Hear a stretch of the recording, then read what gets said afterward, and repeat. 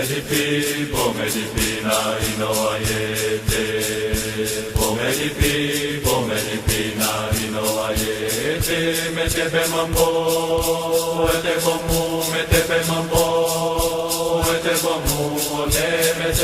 medipi mambo, metepe mambo, metepe mambo, metepe medipi mambo, pomedipi na inoayete, pomedipi na tinete aboma prasanka, tinete na moikoitire aboma prasanka, tinete bokumore na inoayete, bokumore na inoayete. Bom, chegamos aqui na Serra do Lenheiro, né? Estamos chegando na base dos Três Pontões, aqui do Semonte, e as pinturas rupestres, de verdade, estão ali na base do paredão. Tudo indica, de acordo com vários geólogos que eu já trouxe aqui, que esses fragmentos de rocha que aqui se encontram, eles faziam parte do topo da caverna. Daí a justificativa de ter pintura rupestre onde nós vamos.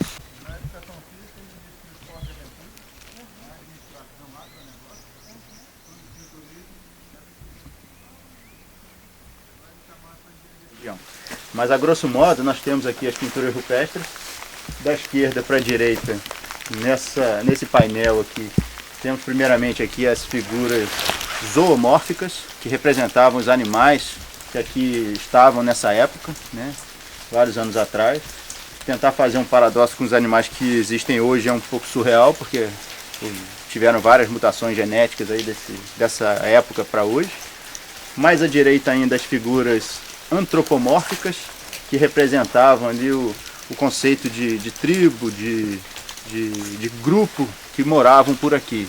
Não existia necessariamente o conceito de família, mas ali tudo indica que existe um grande patriarca ou uma matriarca, né? Pinturas rupestres, elas são um indício assim, importantíssimo, né, da presença remota de povos indígenas aqui na região do Campo das Vertentes, né? A gente tem os sítios em São João del Rei, já são dois, né, que a gente reconheceu, dois dentro da Serra do Lenheiro.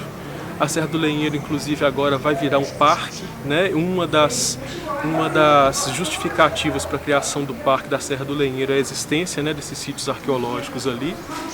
E aqui também, em Itutinga, aqui do lado, a gente identificou um sítio de pinturas rupestres, carrancas, né? Essas pinturas, elas ainda não têm uma datação precisa.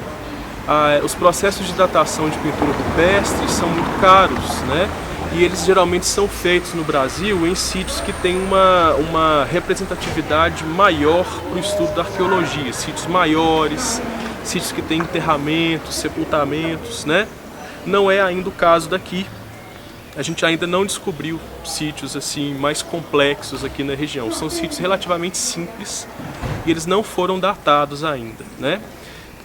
Por uma estimativa, assim, de acordo com o que a gente tem para o Brasil, a gente supõe, né, que os sítios daqui têm entre 5.000 e 8.000 anos.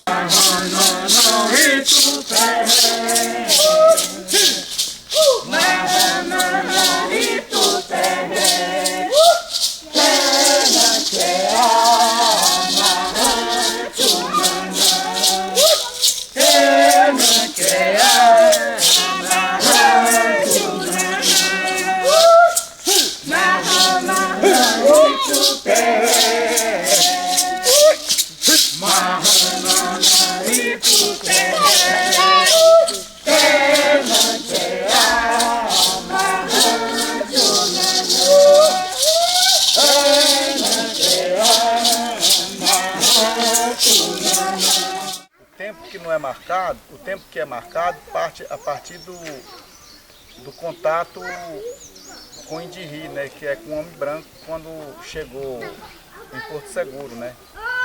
Que o povo fala assim que o Brasil lá é um lugar de descoberto, quando o Brasil foi descoberto. Mas o Brasil para nós, como nós de Pataxó, afirmamos que o Brasil não foi descoberto. O Brasil ele foi realmente invadido, né? Porque já tinha gente aqui. E esse negócio de descobrimento, isso para nós não existe. Esse negócio quando fala o Brasil foi descoberto. Não, o Brasil não foi descoberto, o Brasil foi invadido.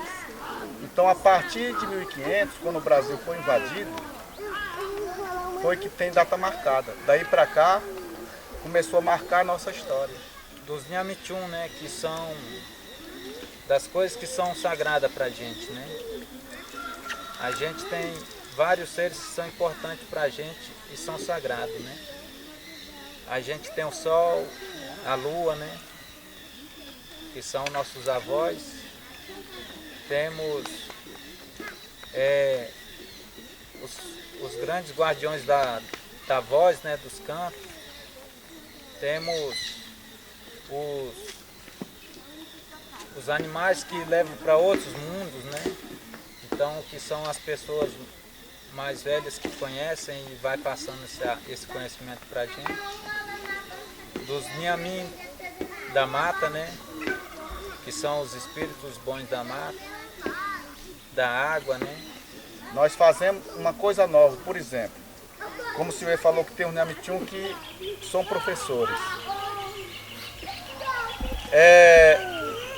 Uma lança de pescar, antigamente, era diferente da lança de hoje.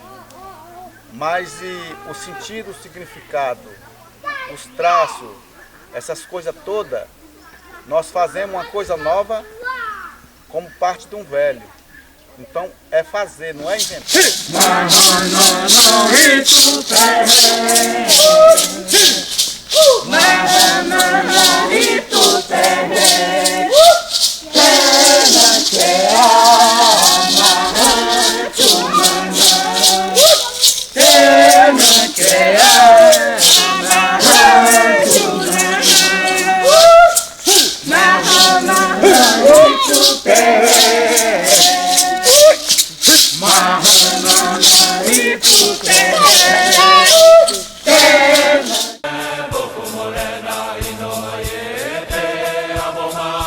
Que é interessante assim em todo brasileiro é que o brasileiro tem um pouco de modo geral, né? Eu não estou falando assim grosso modo, mas de modo geral o brasileiro ele tem uma dificuldade em lidar com a raiz indígena dele, né?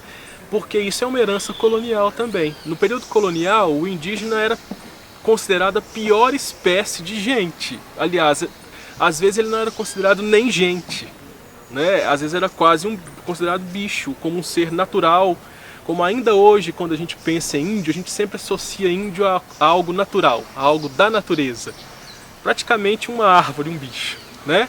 A gente esquece que o índio é tão ser humano quanto a gente, é a mesma espécie humana, né? E ainda hoje quem é descendente, algumas vezes, né, quem tem essa ascendência indígena tem dificuldade com lidar com esse passado. Eu não posso desfazer disso de falar assim que não tem esse negócio de estar fazendo essa pergunta para mim. Uhum. O índio é o primeiro brasileiro do mundo. O brasileiro legítimo é o índio. Entendeu? Um antropólogo brasileiro, né, que tem sido muito estudado assim no meio acadêmico, ele falou alguma coisa parecida assim: no Brasil todo mundo é índio, só não é índio quem não quer. Algo parecido assim. Então quer dizer, nós todos temos uma origem indígena, todos, né? Basta a gente reconhecer, basta a gente querer assumir que a gente é índio. Qualquer um pode chegar no Brasil e falar assim: eu sou índio, porque lá no fim da sua linha de parentesco você vai encontrar um índio. Eu trabalho há mais de 25 anos com as comunidades indígenas no Brasil, com mais de 50 tribos, a maioria na Amazônia. Esse gosto já vem desde menino, desde criança eu sempre gostei dos índios de uma certa forma. O meu sonho era conhecer uma aldeia. E aí eu pude, em 85, ter a oportunidade de ir no Parque Indígena do Xingu. No início era só uma forma de conhecer, de interagir, tirar algumas fotos. Uma coisa, vamos dizer assim, um hobby particular meu mesmo, né? Que eu gostava. E com o tempo isso foi tomando outras proporções, me levaram a de uma certa forma, ajudá-los a fazer algumas exposições. E isso cresceu e eu formei em outra coisa, trabalhei em outra área. E hoje eu dedico meu tempo todo trabalhando com eles, entendeu? Com as comunidades indígenas. E é o que eu gosto, é o que eu faço. E eu não mudo mais.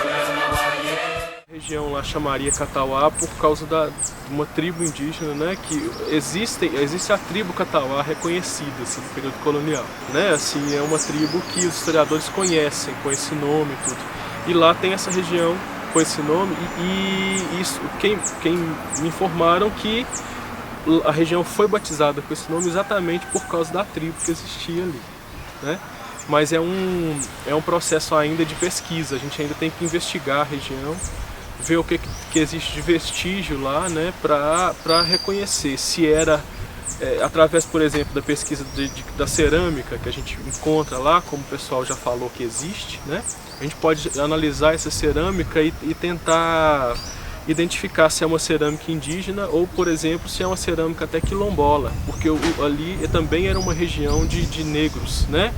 E os negros formavam os quilombos e produziam cerâmica nos quilombos. Então, essa cerâmica que é presente nesse lugar, ela pode ter essas duas origens. Ou é uma cerâmica indígena mesmo, né?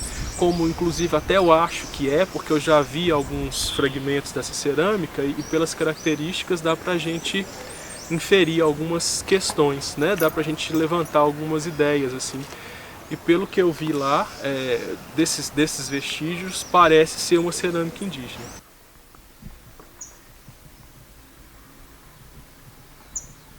Lembra dessas ruínas, era mesmo só aqueles muros de barro, aquilo era construído de barro mesmo, sabe?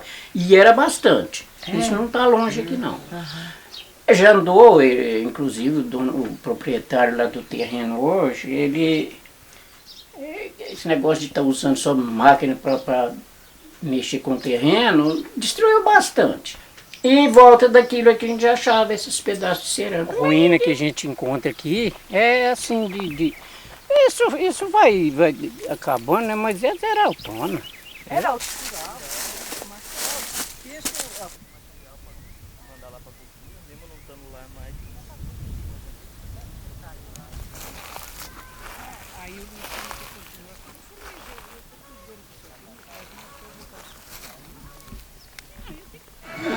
Parecer parece, né? Porque, inclusive na família da gente mesmo tem gente aí que o povo fala que parece índio mesmo, sob cabelo, cor, tudo enquanto lá, parece índio. Então... A gente aqui é quase tudo igual, é mais ou menos igual assim, é assim. Não tem assim, muita diferença uns dos outros, não. Tem muita gente bem igual a gente, sabe?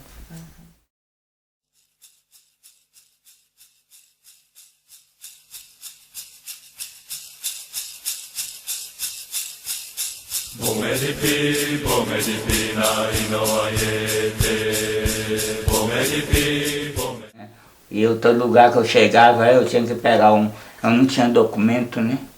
Eu dependia de chegar numa delegacia e pedir um comprovante para poder viajar, né? E eu não estava me debitando ainda na época para poder andar, porque mais dinheiro da primeira viagem é difícil, né? E eu vivia ver e eu passava muita dificuldade, porque eu precisava de me alimentar, às vezes eu não tinha ainda o macete, né? Hoje eu tenho, puxo uma marmita ali, eu bato na porta de um cara e me dá um arroz e feijão que eu como, né? Não? E eu fiquei nessa, andando no mundo, mas nunca roubei e nunca matei, entendeu? Eu cheguei em Bar do Garça, Mato Grosso, era 2 horas da manhã, eu não esqueço disso não. Aí todo mundo viu lá, que esse cara aí, a pracinha tava cheia de gente, né? Aí o pessoal vai lá em cima de mim lá, aí na mesma hora a polícia chegou lá pra me intimar, e eu falei, eu sou um brasileiro, né? Ah, mas você não pode ficar. Cadê documento? Eu tava só com aquele... Você sabe, senhor, é um papel que dá pra gente poder viajar quando não tem documento, é nada, entendeu? E aí eu peguei e falei assim, tudo bem. Saí do trem, falei, uma fome, senhor. Não tô falando mentira não, senhor. Eu não esqueci, era uma fome, era uma meia-noite e pouca. Eu digo, aí eu vou ter que sair batido, sabe que eu não posso ficar na cidade, né? Aí fui pra BR, dormi lá dentro do mato, lá na BR. Foi dormir lá na BR, no mato. Eu não esqueço disso. Hoje eu tô aqui, ó. Então, em 1951 teve um grande massacre que a gente fala, que fica guardado na memória dos velhos da gente, né? Dos avós, dos tio-avós, né? Dos parentes mais velhos da gente, que é o fogo de 51. Que foi a polícia baiana, ela de Prado e Porto Seguro, né? Porto Seguro? Cercou a nossa aldeia, né? E quando uma chegou de cá e outra chegou de cá, né? Chegaram atirando. Uma chegou atirando e a outra pensou que era os índios que estavam atirando, começou a atirar de lá também, né? E foi um tempo de correria muito grande, onde se espalhou muitos pataxó, né? E nessa correria foi aonde, em 1960, veio algumas famílias pataxó para Minas Gerais, seguindo esse mesmo rastro territorial de antigamente, né? Fugido dessa perseguição. E muitos ficaram por lá, né? Muitos têm marca, né? De fogo no corpo, né? De fogo que as polícias chegavam e queimavam e matavam os índios, né? E é uma história assim que eles não gostam nem de contar, né? Pra gente. No período da ditadura militar, por exemplo, houve campos de concentração indígena, como aconteceu na Alemanha com os judeus, né, que sofreram horrores assim na mão dos nazistas. Os documentos que têm sido revelados aí da ditadura estão mostrando que houve campos de concentração indígena no período militar, né? Então aqui é relativamente próximo da gente. E hoje em dia a gente tem lideranças indígenas, né, como Ailton Krenak, que tem feito uma campanha muito intensa lutando pelos direitos indígenas, que nos últimos anos também tem sido assim, não têm sido levados em consideração. Os indígenas têm sofrido horrores atualmente no Brasil.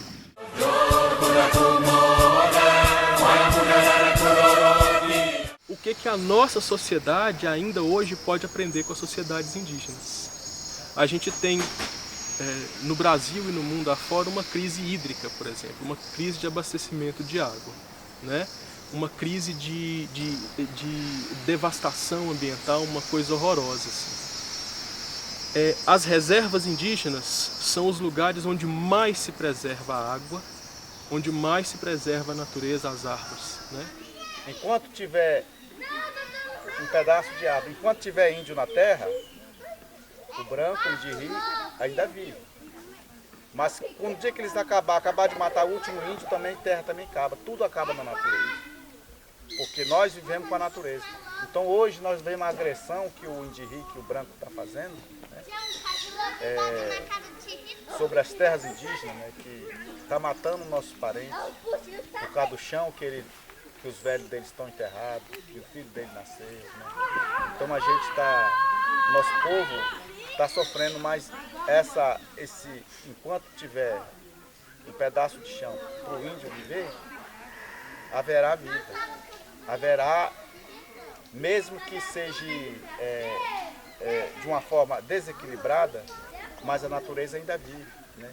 A gente ainda vive com a natureza. Olha a falta de água, olha o sol.